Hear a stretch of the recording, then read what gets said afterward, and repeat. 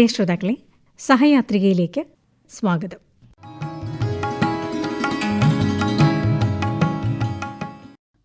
സഹയാത്രികയിൽ ഇന്ന് ആദ്യം ഒരു കഥയാണ്. മെനപ്പോസ്.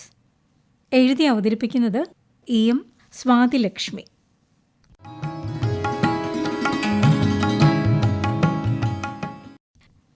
തെക്കുനിന്ന് നല്ല കാറ്റ് വീശുന്നുണ്ട്. പുറത്തെ കസേരയിലിരുന്ന പുസ്തകം കാറ്റിൽ താളുകളടർത്തി പറന്നുപോവാൻ കൊതിക്കുന്നതുപോലെ തോന്നി. അക്ഷരങ്ങൾ അപ്പോൾ ചെറിയ കട്ടുറുമ്പിനെ പോലെ തോന്നിച്ചു. അതിങ്ങനെ ആ പുസ്തകത്താളിൽ ഇറുകി പിടിച്ചിരിക്കുന്നുണ്ട്, കാറ്റിൻ്റെ വേഗത്തിൽ ചിതറിപ്പോകാതെ. 2-3 ദിവസത്തെ വെയിലുകൊണ്ട് പുസ്തകം പപ്പടം പോലെയായിരിക്കുന്നു. പുറംചട്ടയിലെ അക്ഷരങ്ങൾക്ക് ചെറിയ മങ്ങലുണ്ട്. ഈ പുസ്തകത്തിന് അവകാശികളുണ്ടോ എന്ന് ഉറക്കെ ആരോ വിളിച്ചു ചോദിച്ചു. ചോദ്യം ആ കാറ്റിൽ തന്നെ അലിഞ്ഞില്ലാതെയായി. ദേ, അറിഞ്ഞോ, കോരമാപ്പിളയുടെ മരുമോക്ക് ബാധ കയറിയിട്ടുണ്ടെന്ന്. ഏത്, നമ്മുടെ സീനക്കൊച്ചിൻ്റെയോ? അതെ, അവരുടെ മുറ്റം തൂക്കാമോണ രമണി പറഞ്ഞു കേട്ടതാ. രാവിലെ ആ പെണ്ണുമ്പിള്ള ഡ്രസ്സൊക്കെ വലിച്ചു കയറിയെന്നോ കിണറ്റിൽ ചാടിയെന്നൊക്കെ പറഞ്ഞു കേട്ടു. നല്ല പെങ്കൊച്ചായിരുന്നല്ലോ കർത്താവേ, അതിനെന്തു പറ്റിയോ എന്തോ. നാട്ടിലെ അന്നത്തെ സംസാരം മുഴുവൻ അതായിരുന്നു. തോട്ടുവക്കത്ത് പണിക്കിരിക്കുന്ന പെണ്ണുങ്ങൾ മുതൽ കുന്നുംപറമ്പില് ചീട്ടും കളിച്ച് പണിക്ക് പോകാതെ തെണ്ടിത്തിരി നടക്കുന്നവന്മാർ വരെ ഇതായിരുന്നു ചർച്ച. സീനക്കൊച്ച് ഇപ്പോഴും ഉടുതുണിയില്ലാതെയാണോ നിൽക്കുന്നതെന്നറിയാൻ ആ വഴി വട്ടം ചുറ്റി മതിലിൽ എത്തിനോക്കിയവരുമുണ്ട്. ഗ്രാമങ്ങളിലെ കാറ്റിന് ചെറിയ കുശുമ്പിൻ്റെയും കുന്നായ്മയുടെയും മണം കിട്ടാറുണ്ട്. തോട്ടുവക്കയിലും പൈപ്പിൻ ചൂട്ടിലും അടുക്കളപ്പുറങ്ങളിൽ നിന്നുമൊക്കെ ഒഴുകിയെത്തുന്ന ചെറിയ കുശുമ്പിൻ്റെ നേരിയ മണം. സീനക്കൊച്ച് കോരമാപ്പിളയുടെ ഇളയ മകൻ സേവ്യറിൻ്റെ ഭാര്യ. കോട്ടയത്തെ പേരുകേട്ട നസ്രാണി കുടുംബത്തിലെ 5 ആങ്ങളമാരുടെ ഏക പെങ്ങൾ. വിവരമറിഞ്ഞതോടെ 5 പേരും ഓടിയെത്തി. ബാംഗ്ലൂർ പഠിക്കുന്ന മകളും മെഡിസിന് പഠിക്കുന്ന മകനും വിവരമറിഞ്ഞുടനെ എത്തി. അമേരിക്കക്കാരൻ സേവ്യർ പെമ്പരനോത്തിയുടെ അവസ്ഥയറിഞ്ഞ് ആകെ ഞെളിപിരി കൊണ്ടു. ഉടനെ തന്നെ നാട്ടിലേക്ക് തിരിക്കുമെന്നാണ് കേട്ടത്. വീട്ടിലെ ആളും ബഹളവും ചോദ്യവും പറച്ചിലുമൊക്കെ സീനയെ കൂടുതൽ സമ്മർദ്ദത്തിലാക്കി. മെഡിസിന് പഠിക്കുന്ന മകന്റെ കണ്ടുപിടുത്തം അമ്മയ്ക്ക് മാനസിക വിഭ്രാന്തിയെന്നായിരുന്നു. എന്നാൽ വന്നവരൊക്കെ അതിനെ എതിർത്തു. പലതരം വാദപ്രതിവാദങ്ങൾക്കും ചർച്ചകൾക്കുമൊടുക്കം ഊണുമേശയിൽ പലതരം വിഭവങ്ങൾ നിറഞ്ഞു, കൂടെ മദ്യവും. പിന്നീട് നടന്ന ആഘോഷങ്ങൾക്ക് ശേഷം വന്നവരെല്ലാം പിരിഞ്ഞു. പോകാനിറങ്ങിയ നേരം തെങ്ങും പുരയിടം കൂടി സീനക്കൊച്ചിന്റെ പേരിലാക്കിയതിന്റെ പ്രമാണം കോരമാപ്പിളയ്ക്ക് കൊടുക്കാൻ മറന്നില്ല. അത് കയ്യിൽ കിട്ടിയപ്പോൾ മാപ്പിളയുടെ മുഖം ചെറുതായൊന്നു തുടുത്തു. ബാധ ഇച്ചിരി ഉണ്ടായാലും പ്രശ്നമില്ലെന്ന മട്ടായി കാര്യങ്ങൾ. തൂക്കിക്കൊടുക്കുന്ന പണത്തിനും പണ്ടത്തിനും മാത്രമേ ഇപ്പോ പെണ്ണുങ്ങളുടെ മനസ്സിന്റെ വേവും ചൂടും ആറ്റാനാകൂ എന്നതായി സ്ഥിതി. എങ്കിലും അകാരണമായി സങ്കടപ്പെട്ടു കരയുകയും ദേഷ്യപ്പെടുകയും ചെയ്യുന്ന മരുമകളെ അവർ 2 പേരും കുറച്ചു പേടിയോടെ തന്നെ മാറ്റി നിർത്തി. ആ വീടവളെ തീർത്തും അന്യയാക്കി. നാട്ടിൽ പടരുന്ന അടക്കം പറച്ചിലിൽ ബാധയും ഭൂതവും യക്ഷിയുമെല്ലാം ആളുകളുടെ മനോധർമ്മത്തിനനുസരിച്ച് മാറിയും മറിഞ്ഞും വന്നു. സീനക്കൊച്ച് ഇങ്ങനെയൊന്നും ആയിരുന്നില്ല കേട്ടോ. ശാന്തമായ പ്രകൃതം, വീടും കുടുംബവുമായി കഴിയുന്ന സാധാരണ ഒരു വീട്ടമ്മ. സീന ഒത്തിരി പുസ്തകങ്ങൾ വായിക്കുമായിരുന്നു. അവരുടെ മുകളിലെ നിലയിൽ ഒരു മുറിയാകെ അവൾ വായിച്ചു തീർത്ത പുസ്തകങ്ങളായിരുന്നു. രാവിലത്തെ പണിയൊക്കെ കഴിഞ്ഞാൽ പുസ്തകവുമെടുത്ത് തൊടിയിലേക്കിറങ്ങും. അവിടെ തെക്കേയറ്റത്ത് ഭംഗിയുള്ളൊരു പൂന്തോട്ടമുണ്ട്. നിറയെ ഓർക്കിഡും ആന്തൂറിയവും പിന്നെ പേരറിയാത്ത പല പൂവുകളുമുള്ള പൂന്തോട്ടം. അതിൻ്റെ ഒത്ത നടുക്കിലായി വെളുത്തൊരു കസേരയും. അതിലിരുന്നാണ് സീനക്കൊച്ച് പുസ്തകം വായിക്കുന്നത്. പറമ്പില് പണിക്ക് രമണിയോ തങ്കമോ ഒക്കെ കാണും. ഇടയ്ക്ക് അവരോടും കുശലം പറയും. പിന്നെയും പുസ്തകത്തിലേക്ക് പോകും. കഴിഞ്ഞ ഞായറാഴ്ചയിലെ കുടുംബശ്രീയിലെ പെണ്ണുങ്ങൾ പറഞ്ഞതുപോലെ കൂടുതൽ വായിച്ചാലും ഭ്രാന്തും ബാധയുമൊക്കെ വരും. ഇനി അതുപോലെ വല്ലതും ആയിരിക്കുമോ സീനക്കൊച്ചിന്? ഇനിയിപ്പോ അങ്ങനെയാണെങ്കിൽ ഇവിടെ ഇപ്പോൾ എത്ര തരം ബാധയും ഭ്രാന്തും കണ്ടേനെ. പുസ്തകങ്ങളും അക്ഷരങ്ങളും തരുന്ന ഭ്രാന്ത് അതൊരു സുഖമുള്ള ബാധയാണെന്ന് അടക്കം പറയുന്നവർക്കറിയില്ലല്ലോ. ഓരോ കഥാപാത്രങ്ങളും ബാധ പോലെ മനസ്സിൽ കയറിക്കൂടുമ്പോൾ അതിൽ നിന്നും പുറത്തു കടക്കാൻ ദിവസങ്ങൾ വേണ്ടിവരും. കുറച്ചു ദിവസങ്ങൾക്ക് മുൻപ് സീനയെ പിടിച്ചിരുത്തിയ പുസ്തകത്തിലെ അക്ഷരക്കൂട്ടങ്ങളിൽ നിന്ന് പുറത്തു ചാടി കൂടെയൊരു ബാധ പോലെ കൂട്ടുചേർന്ന കഥാപാത്രമാണ് ഞാൻ. അവളുടെ കൂടെ കൂട്ടുചേർന്ന് മിണ്ടിപ്പറഞ്ഞ് നടന്ന ദിവസങ്ങൾ എന്ത് രസമായിരുന്നെന്നോ. ഒരുപാട് കഴിവുകളുള്ള പെൺകുട്ടിയായിരുന്നു അവൾ. പക്ഷേ ഈ വീടിന്റെ 4 ചുമരുകൾക്കുള്ളിൽ ഒതുങ്ങിപ്പോയി അവളുടെ കഴിവുകൾ. സീന മാത്രമല്ല, ഇതുവരെ എന്നെ വായിച്ചു കൂടെ കൂട്ടിയ സ്ത്രീകളെല്ലാവരും ഒരു തരത്തിൽ സീനയെപ്പോലെയായിരുന്നു. അരവയറും മുഴുപട്ടിണിയുമായവർ മുതൽ സൗഭാഗ്യത്തിന്റെ സൗധത്തിൽ അന്തിയുറങ്ങുന്ന പെണ്ണുങ്ങൾ വരെയുണ്ടായിരുന്നു അക്കൂട്ടത്തിൽ. സീനയുടെ കൂട്ടുചേർന്ന് മിണ്ടിപ്പറഞ്ഞ ദിവസത്തിന്റെ സന്തോഷം പെട്ടെന്നാണ് മാഞ്ഞുപോയത്. ഞാൻ എത്ര വിളിച്ചിട്ടും കേൾക്കാത്ത പോലെ അവൾ ചിന്തകളിൽ മുഴുകി.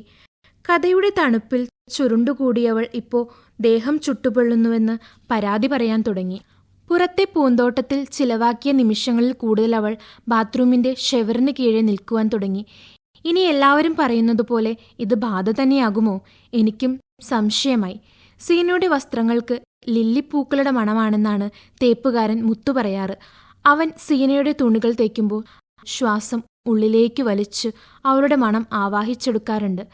അന്നേരം അവന്റെ കണ്ണുകളിൽ ചുവന്ന കോട്ടാസാരിയുമുടുത്ത് സീന പള്ളിയിലേക്ക് പോകുന്നത് തെളിഞ്ഞു വരും. ഞായറാഴ്ചകളിൽ പള്ളിയിൽ പോകുമ്പോൾ സീന കോട്ടാസാരികളാണ് ഉടുക്കാറ്. ഇളം മഞ്ഞയും നീലയും വെള്ളയിൽ റോസ് പൂക്കളുള്ളതും അങ്ങനെ മാറി മാറി ഉടുക്കും. കാതിൽ മുത്തു പതിപ്പിച്ച ചെറിയ കമ്മലും മുത്തുമാലയും കൊലുകൊലുന്നനെയുള്ള സ്വർണവളകളും. അവളുടെ വസ്ത്രത്തിന്റെയും പെരുമാറ്റത്തിന്റെയും ലാളിത്യം കൊണ്ടുതന്നെ അവളോട് എല്ലാവർക്കും ഇഷ്ടമായിരുന്നു. എന്നാലിപ്പോൾ അവളുടെ വസ്ത്രങ്ങൾക്ക് പഴയ ലില്ലിപ്പൂക്കളുടെ വാസനയില്ല. അഴുക്കും മൂത്രവും കലർന്നൊരു കെട്ടനാറ്റം. അവൾക്ക് എന്താണ് പറ്റിയതെന്ന് എത്ര ആലോചിച്ചിട്ടും എനിക്ക് മനസ്സിലായില്ല. പാതി വഴിയിൽ അവളെന്നെ ഉപേക്ഷിച്ചതുകൊണ്ട് തിരിച്ചു പോകാനാകാതെ മറഞ്ഞുപോയ പുസ്തകത്താളുകൾക്ക് മീതെ ഞാനിരുന്നു. അവൾക്ക് സംഭവിക്കുന്നതിനെല്ലാം ഒരു മൂകസാക്ഷി എന്ന വണ്ണം. ചില നേരം അവൾ മുറിയിലെ ചാരുകസേരയിൽ മിണ്ടാതെ ചുമരിൽ തന്നെ കണ്ണും നട്ടിരുന്നു. ഇടയ്ക്കവൾ വല്ലാതെ സങ്കടപ്പെട്ട് പൊട്ടിക്കരഞ്ഞു. നനഞ്ഞ വസ്ത്രങ്ങളോടെ ബെഡിൽ മണിക്കൂറുകളോളം കിടന്നുറങ്ങി. അവളുടെ ഉള്ളെരിയുന്ന ചൂടിന് തണുപ്പ് പകരാൻ മാത്രം ഒന്നിനുമായില്ല. 2-3 ദിവസം കഴിഞ്ഞപ്പോൾ സേവ്യർ നാട്ടിലെത്തി. ഭാര്യയുടെ അസുഖവിവരമറിഞ്ഞാണ് വന്നതെങ്കിലും കൂടെ 2 വലിയ പെട്ടികളും അതിൽ നിറയെ ഫോറിൻ സാധനങ്ങളും ഉണ്ടായിരുന്നു. അയാൾ എല്ലാം തമാശയോടെ നേരിടുന്ന പ്രകൃതമായിരുന്നു. അതുകൊണ്ട് തന്നെ വന്ന പാടെ ഭാര്യയെ ചോദ്യം ചെയ്യാനോ പ്രശ്നപരിഹാരത്തിനോ നിന്നില്ല. ഡി പെണ്ണെ, പോയി കാപ്പിയെടുത്തു വെക്ക്, നല്ല വിശപ്പ്. അവളൊന്നു മൂളി. അവളിലെ പഴയ പ്രസരിപ്പ് നഷ്ടമായത് അയാൾക്കപ്പോൾ തന്നെ അറിയാൻ കഴിഞ്ഞു. ഇതെന്താ കൊച്ചേ, അപ്പവും താറാവും ഒന്നും പഴയ സ്വാദില്ലല്ലോ. ആരും മറുപടിയൊന്നും പറഞ്ഞില്ല. പക്ഷെ അത് കേട്ട പാതി സീന എഴുന്നേറ്റ് മുറിയിലേക്ക് പോയി. എതിർത്തു പറയാനോ വഴക്കുകൂടാനോ ഒന്നും അവൾക്കാവതില്ലായിരുന്നു. പിന്നെ പെട്ടി പൊട്ടിക്കുന്ന ചടങ്ങായിരുന്നു. കയ്യിൽ കിട്ടിയതെല്ലാം റോസിയമ്മ വാരി അലമാരയിൽ കയറ്റി.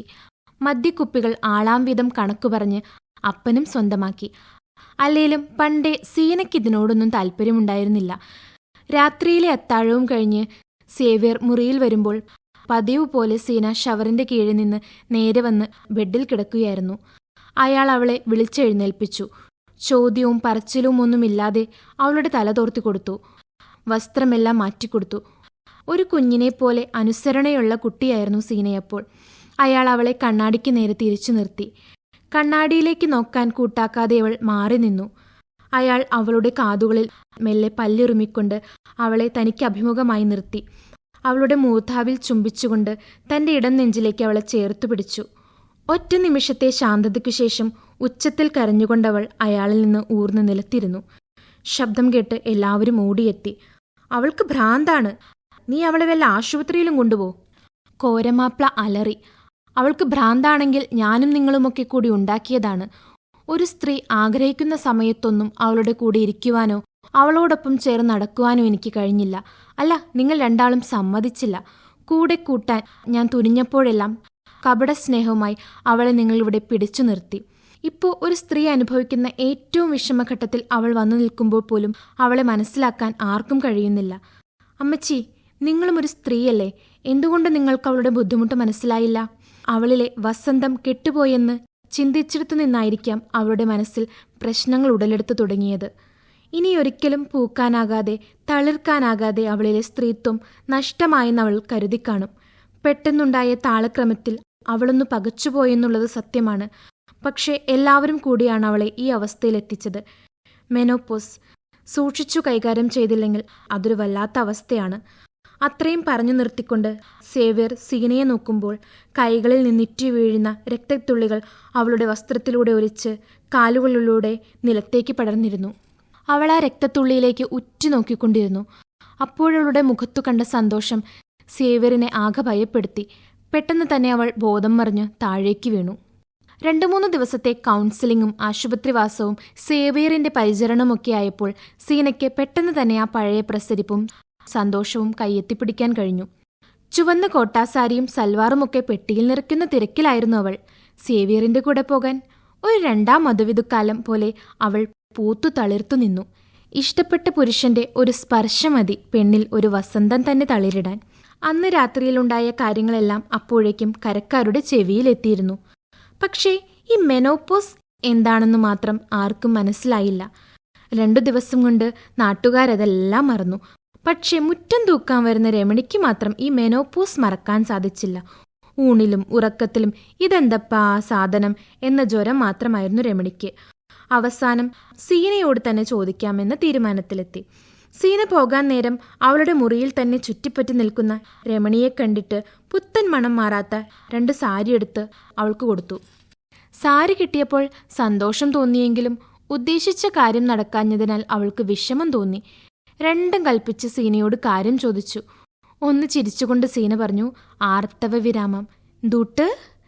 പിന്നെ ഒന്നും പറയാതെ സീന ചിരിച്ചുകൊണ്ട് അവളുടെ പണികളിലേക്ക് തിരിഞ്ഞു. ഇതിനാണോ ഇക്കണ്ട പുകിലൊക്കെ ഉണ്ടാക്കിയത്? താഴേക്കു സ്റ്റെപ്പ് ഇറങ്ങുമ്പോൾ ഇതായിരുന്നു രമണിയുടെ മനസ്സിൽ. എന്നിട്ട് പതിയെ ജീവിതത്തിന്റെ പിന്നാമ്പുറത്തേക്കൊന്ന് എത്തി നോക്കി. ശരിയാണ്, ഇതുപോലൊരവസ്ഥ തനിക്കുമുണ്ടായിരുന്നു. ദേഹമാസകലം ചുട്ടുപൊള്ളുന്ന ചൂടും ദേഷ്യവും സങ്കടവുമെല്ലാം.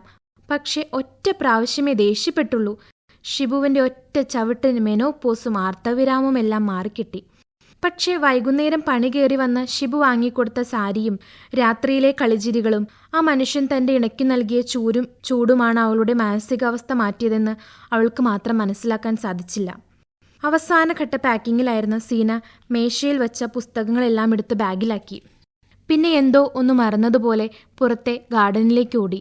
അവിടെ വെയിലേറ്റു മങ്ങിയൊരു പുസ്തകം അപ്പോഴും ആ കസേരയിലുണ്ടായിരുന്നു. അവളത് ഭദ്രമായി ബാഗിൽ വെച്ചു. അങ്ങനെ വീണ്ടും ഞാൻ സീനയുടെ കൂടെ യാത്രയായി. അവൾക്കിപ്പോൾ വീണ്ടും ആ ലില്ലിപ്പൂക്കളുടെ മണമാണ്.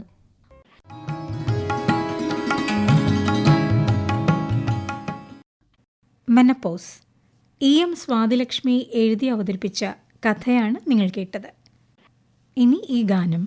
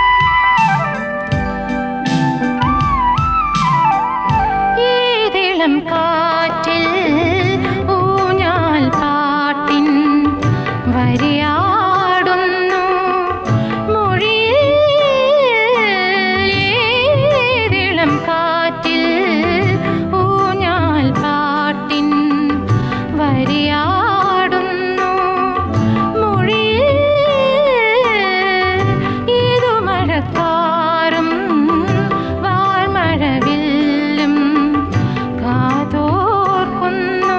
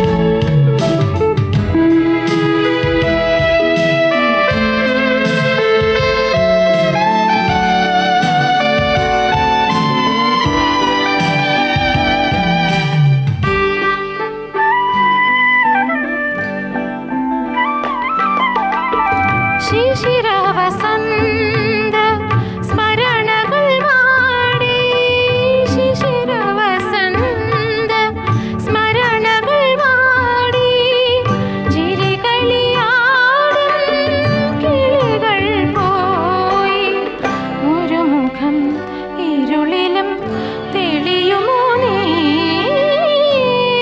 നീളം കാറ്റിൽ ഊഞ്ഞാൽ പാട്ടിൻ വരിയാടുന്നു മൊഴിയിൽ.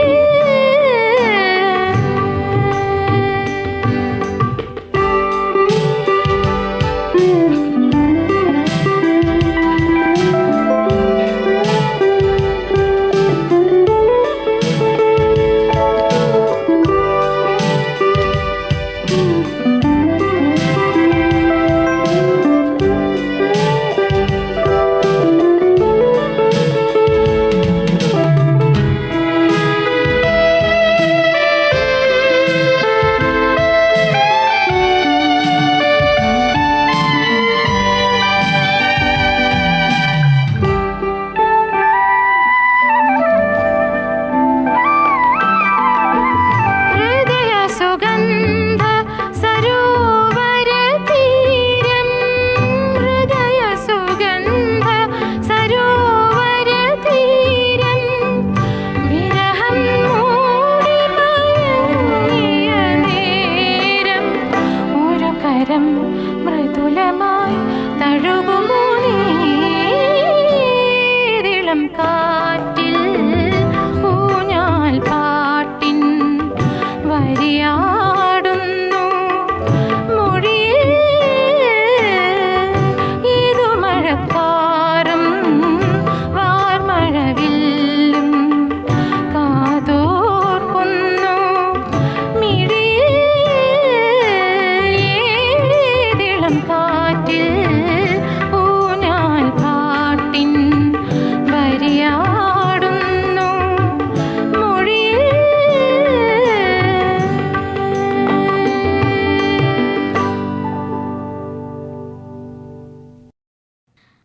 ഇപ്പോൾ കടകളിൽ വലിയ ചേമ്പ് ധാരാളമായി വരുന്നൊരു സമയമാണ്.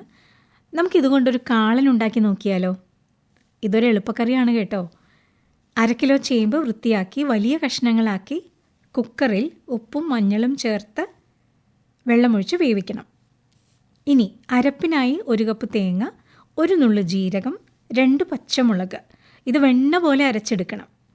ചേമ്പ് വെന്ത ശേഷം വെള്ളമൂറ്റിക്കളഞ്ഞ് ഇതിലേക്ക് ഈ അരപ്പ് ചേർത്ത് ഇളക്കി തിള വന്ന ശേഷം 1 കപ്പ് തൈര് ഉടച്ചത് ചേർത്ത് നല്ലതുപോലെ ഇളക്കി യോജിപ്പിക്കണം. ഇത് കുറുകി വരുമ്പോൾ 1 സ്പൂൺ നെയ്യ് ചേർത്ത് ഇളക്കണം. വാങ്ങി വച്ച ശേഷം 1 സ്പൂൺ വെളിച്ചെണ്ണയിൽ 1/4 സ്പൂൺ കടുക്, 1/4 സ്പൂൺ ഉലുവ ഇതിട്ട് പൊട്ടിച്ച ശേഷം കറിയിലൊഴിച്ച് ഇളക്കിയെടുക്കാം.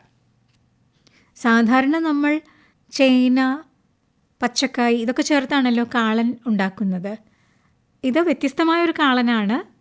ഇത് എന്തായാലും ഉണ്ടാക്കി നോക്കണം, നിങ്ങൾക്ക് ഇഷ്ടമാകും.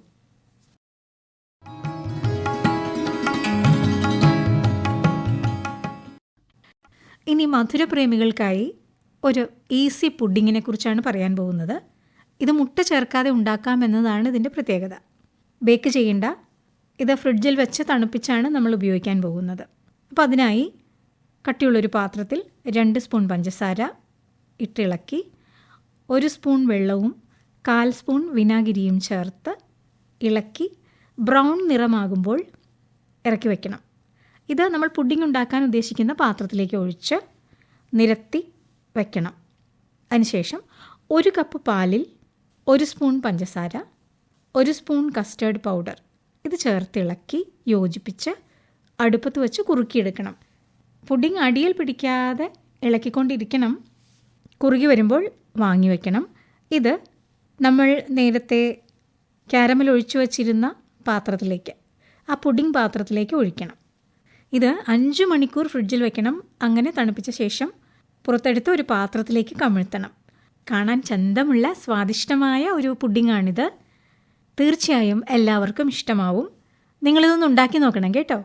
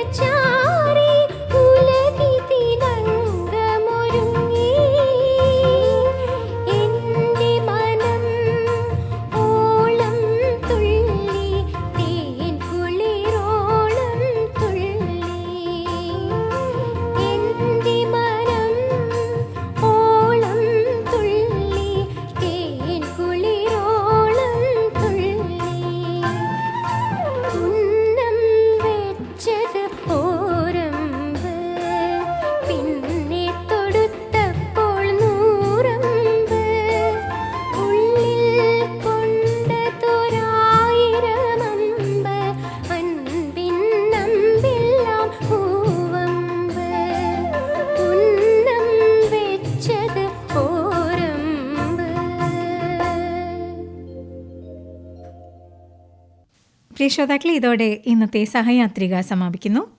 നിർവഹണം ലൗലി, സഹായം KV ലീല.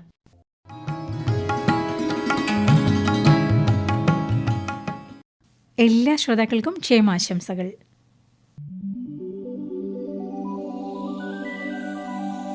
സഹ